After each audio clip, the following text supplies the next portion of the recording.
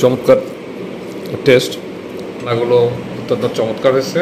আজকে আলুর ঘাটি রান্না হবে। এই যে আলুর ঘাটি, আলু, এই যে মাছের ডিমগুলো এর ভিতরে দেওয়া হচ্ছে। আজ আমরা আলু ঘাটি রান্না এবং মুরগির মাংস রান্না হয়েছে আমাদের ডিনারে, সেটা খাওয়া হবে।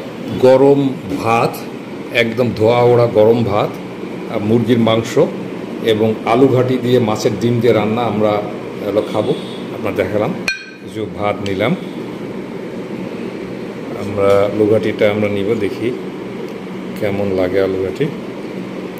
আমরা বাটিটা পুরোটাই নিয়ে নিই। আমরা আলু ঘাটিটা নিয়ে নিলাম। আলু ঘাটি কেমন টেস্ট দেখি। বিসমিল্লাহ। চমৎকার টেস্ট, আলু ঘাটি খুব দারুণ লাগছে। আলু ঘাটি স্বাদটা অন্যরকম। এর ভিতরে মাছের ডিম দেওয়া হয়েছে, দেখেন মাছের ডিম, মাছের বড় রুই মাছের ডিম, স্বাদটাই অন্যরকম হয়েছে। বিসমিল্লাহ। অন্যরকম মরিচ আছে, মরিচটা মাখায়নি। সেই রকম মরিচটার মাখানোতে স্বাদটা অন্যরকম হয়েছে। তো আমরা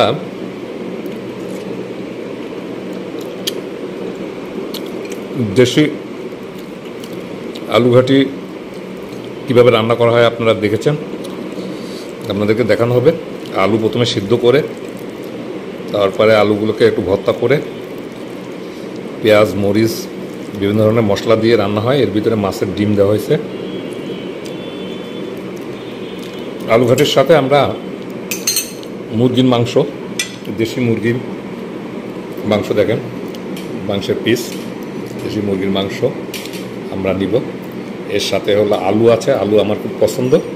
আলু দেখেন, আলু আর সাথে মুরগি, পেঁপে দিয়ে রান্না করা, পেঁপে এবং মুরগির মাংস। বিসমিল্লাহ। দেখেন মুরগির মাংসটাও চমৎকার, আলু দিয়ে রান্না, আলু এবং পেঁপে দিয়ে।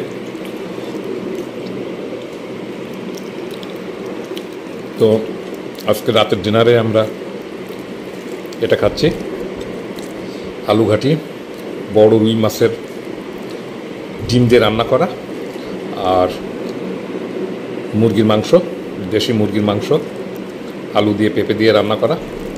তো এই ছিল আজকের আমাদের ভিডিও। আপনারা আলু ঘাটি কে কে খেয়েছেন কমেন্ট করে জানাবেন। ভিডিওটি কেমন লাগলো জানাবেন। নিয়মিত আমাদের ভিডিও দেখে কমেন্ট করলে কমেন্টারদের মধ্য থেকে আমরা লটারি করে পুরস্কারের ব্যবস্থা করব।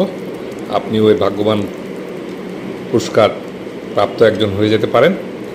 আমাদের নিয়মিত ভিডিও দেখুন, আর ভিডিও পেতে ইকবাল ফারুক ক্রিয়েশন এই চ্যানেলটি সাবস্ক্রাইব করুন, কমেন্ট করুন, বেল নোটিফিকেশান অন করুন। দেখা হবে আমাদের পরবর্তী ভিডিওতে। সবাই ভালো থাকেন। খোদা হাফেজ।